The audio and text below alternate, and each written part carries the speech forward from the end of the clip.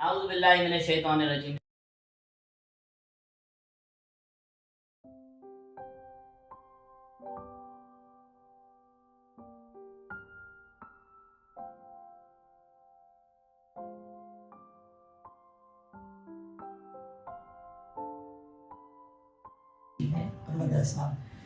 جناب آج جس موضوع پہ ہم بات کریں گے یہ یقیناً ایک فیملی کے لیے بہت تکلیف دہ اور بہت آزمائش کا مرحلہ ہوتا ہے، اور اس حوالے سے ہمارے معاشرے میں کافی بے توجہی پائی گئی ہے، اور جو ابھی تک کا تجربہ ہم نے دیکھا ہے کہ کافی بے توجہی ہماری اس حوالے سے رہتی ہے. اور وہ جو موضوع ہم نے آج چنا ہے وہ ہے تیمارداری. عموماً تیمارداری کے کچھ اصول ہوتے ہیں، اور تیمارداری کس طرح سے کی جاتی ہے. اگر ہم نبی کریم صلی اللہ علیہ وسلم کے دور کو دیکھیں، اور اس کے بعد جس طرح سے جو ہمارے یہاں غیر ضروری چیزیں رائج ہو گئی ہیں ثاقب بھائی تیمارداری کے نام پہ، تو بس آپ بھی گزرتے رہتے ہیں دن بدن ان چیزوں سے، تجربات سے، لوگوں سے سنتے رہتے ہیں. دیکھیں تیمارداری ثاقب بھائی میں سمجھتا ہوں کہ جب آپ شادی بیاہ میں جاتے ہیں تو یقیناً آپ اپنے ساتھ کچھ نہ کچھ لے کے جاتے ہیں تحفہ دینے کے لیے. تو جب آپ تیمارداری کے لیے جائیں تو اپنے ساتھ کچھ نہ کچھ ضرور لے کر جائیں. فروٹ لے جائیں جو آپ کی استطاعت ہو، فروٹ لے کر چلے جائیے. آپ کوئی کھانے کی چیز، اگر اس کو کھانے کا مسئلہ نہیں ہے تو کھانے کی چیز لے جائیں. اگر کوئی ایسی چیز ہے کہ پرہیز بتایا ہے اور آپ کی پہلے جو کانٹیکٹ ہے وہ بحال ہے ان کی کسی فیملی ممبر سے، ان کی کنڈیشن کے حساب سے ان کے لیے کچھ کھانے کے لیے، کچھ ان کے استعمال کے لیے کوئی ایسی چیز، کوئی ایسا کام ضرور کریں. میرے کہنے کا مقصد یہ کہ جو ان کے لیے ہیلپ فل ثابت ہو، چاہے وہ ان کو کچھ دینا ہی، کچھ رقم بھی، کچھ بھی ایکس وائی، مطلب کچھ نہ کچھ آپ ایسا ضرور ان کے لیے لے کر جائیں کہ جس سے ان کی ہیلپ ہو سکے. یہ تو آپ نے بالکل صحیح بات کہی کہ ہم جس طرح شادی بیاہ میں جاتے ہیں، تحفہ تحائف دیتے ہیں کسی کو، تو بالکل اسی طرح چونکہ جب بندہ بیمار ہوتا ہے نا تو اسے بہت ساری چیزوں کی ضرورت ہوتی ہے. شادی سے زیادہ نیڈ ہوتی ہے. کئی دفعہ ایسا ہوتا ہے کہ انسان کہہ نہیں پا رہا ہوتا لیکن پریشان ہوتا ہے. تو ایسی صورت میں یہ تو جیسا آپ نے کہا کہ کسی کی استطاعت ہے تو چلے جی فروٹس ہو گئے اور دیگر چیزیں ہو گئیں، اور وہ بھی وہ چیزیں جو مطلب وہ بندہ اس کے استعمال کے قابل ہوں. ایسا بھی نہ ہو کہ مثال کے طور پہ جی اس کے لیے وہ کھا سکتا نہیں بالکل، ٹھیک ہے، اور آپ اس کے لیے جو نا وہ کھانے پینے کی چیزیں، بریانی لے جائیں، سینڈوچ لے جائیں. تو لفافے اینولپس وغیرہ لے کر جانا چاہیے اگر آپ کی استطاعت ہو. پھر اسی طرح ایک اور پوائنٹ بھی ہے، وہ یہ کہ ہمیں جو نا اپنے جب تیمارداری کے لیے جاتے ہیں تو ان مریض کو مریض کے گھر والوں کو تکلف فری رکھنا چاہیے. جی ہمارے عمومی طور پہ ایسا ہوتا ہے کہ ہم وہاں گئے اور اس کے بعد وہ بیچارہ ایسا پریشانی میں مبتلا ہو گیا کہ مطلب وہ شاید یہ سوچتا ہو کہ یار یہ نہ آتے تو میرے لیے بہتر تھا. بالکل بات ایسی ہی ہے، کیونکہ دیکھیں جب کوئی صاحب منصب یا مثال کے طور پہ اگر کوئی آفس میں کام کرنے والا شخص ہے اور اس کا باس اس کی تیمارداری کے لیے اس کے گھر چلا جائے، تو ہوتا یہ ہے کہ پھر باس آئے ہیں بیمار اپنی جگہ، تو اس کے بعد جو ہے نا وہ بیمار بھی کوشش کرتا ہے کہ میں ذرا بستر سے اٹھ کے بیٹھ جاؤں. اس کے گھر والے کوشش کرتے ہیں کہ جی دسترخوان لگا دیا جائے اور بہترین سا کھانا بھی ارینج کر لیں کیونکہ باس آئے ہیں یا کوئی صاحب منصب شخصیت آئی ہے. اس موقع پہ میں سمجھتا ہوں ثاقب بھائی کہ جو شخص تیمارداری کے لیے جا رہا ہے نا اس کو دو کام کرنے چاہیے. ایک تو وہ جھرمٹ میں نہ جائے، اکیلا جائے تسلی سے، خاموشی سے فون کر کے کہ بھائی جا کر وہ جانے سے پہلے ہی ان چیزوں کا انڈیا دے دے کہ جی میں نے آنا ہے. تو آپ کوشش کیجیے گا کسی قسم کا تکلف مت کیجیے گا، کھانا وانا میں سب کھا کے آ رہا ہوں، بس میں کچھ دیر جو ہے وہ تیمارداری کروں گا، جو بھی بیمار ہے اس کی طبیعت پوچھوں گا اور میں اس کے بعد روانہ ہو جاؤں گا. اچھا لیکن یہ بات تو عجیب بھی لگے گی نا، بسا اوقات ایسا نہ ہو سامنے والا شخص سوچ لے کہ ہم نے تو کھانے کا پوچھا ہی نہیں تھا.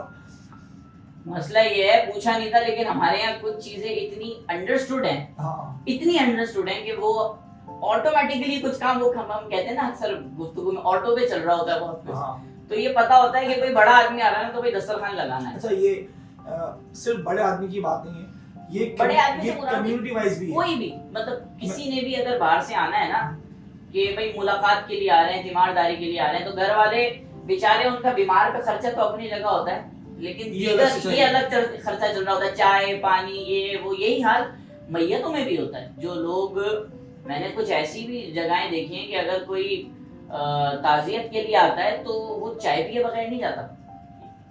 اچھا یہ بھی بڑا مسئلہ ہے, اگر مریض سے بات کی ہے, مریض بولنے کے قابل ہی نہیں ہے.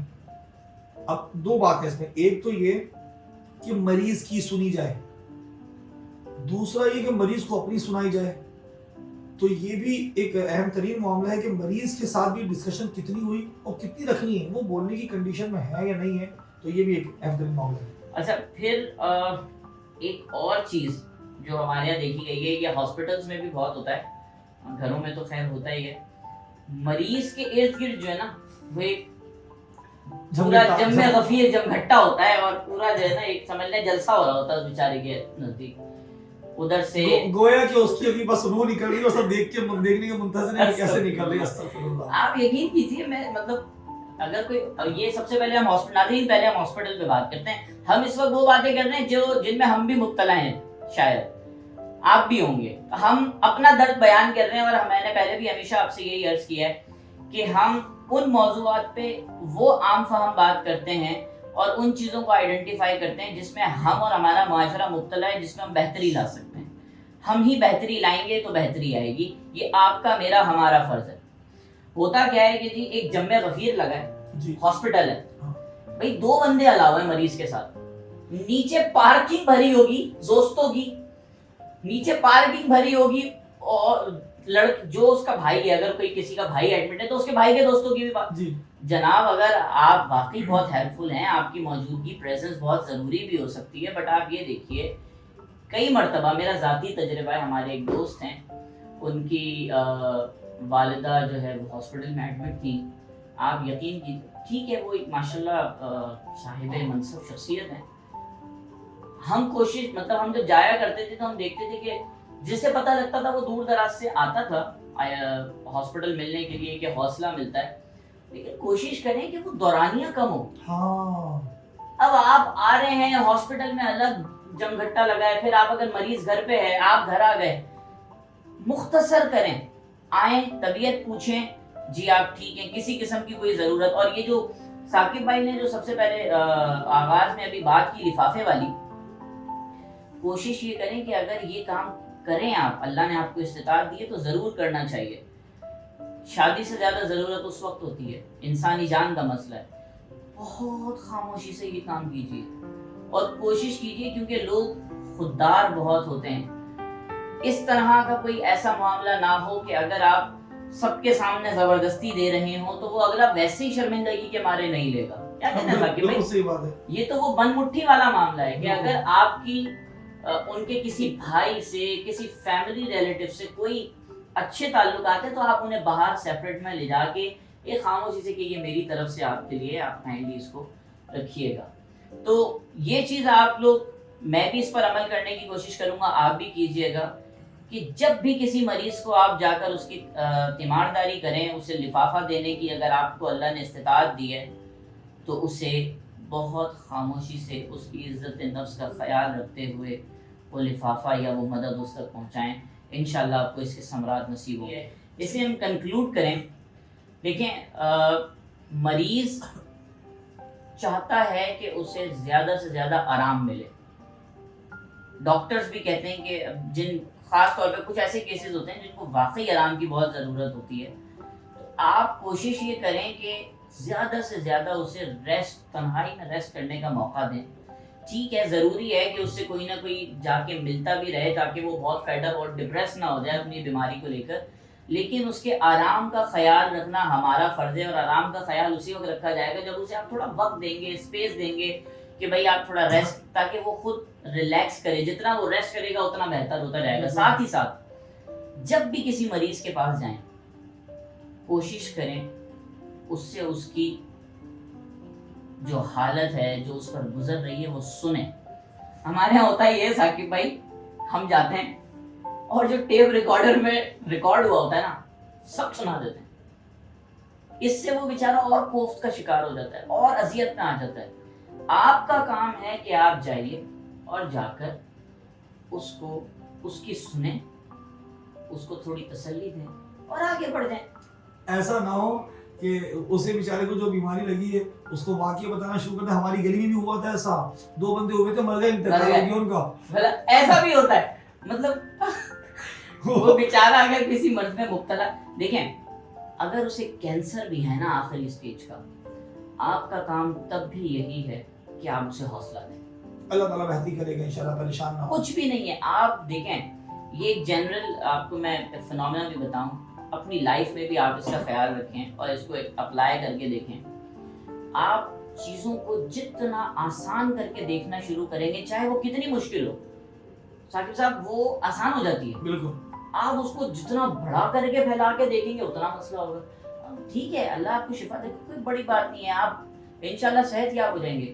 آپ کے یہ 2 تسلی کے بولے ہوئے بول یقین جانیے کسی کی زندگی کو دوبارہ سے جو ہے وہ فرحت بخش سکتے ہیں, اسے صحت بخش سکتے ہیں. اور اختتام پر ہم اس کو کنکلوڈ کریں تو ہمارے لیے ہم جس ٹاپک پر بھی بات کریں یہ ہو ہی نہیں سکتا کہ ہمیں آج سے 1400 سال پہلے نبی اکرم محمد مصطفیٰ صلی اللہ علیہ وسلم نے, ہمارے سردار نے, ہمارے آقا و مولا نے ہمیں اس کا طریقہ کار نہ بتایا ہو یا اس حوالے سے رہنمائی نہ کی ہو. ہمیں ان کی سیرت میں ہر چیز ملتی ہے زندگی گزارنے کا.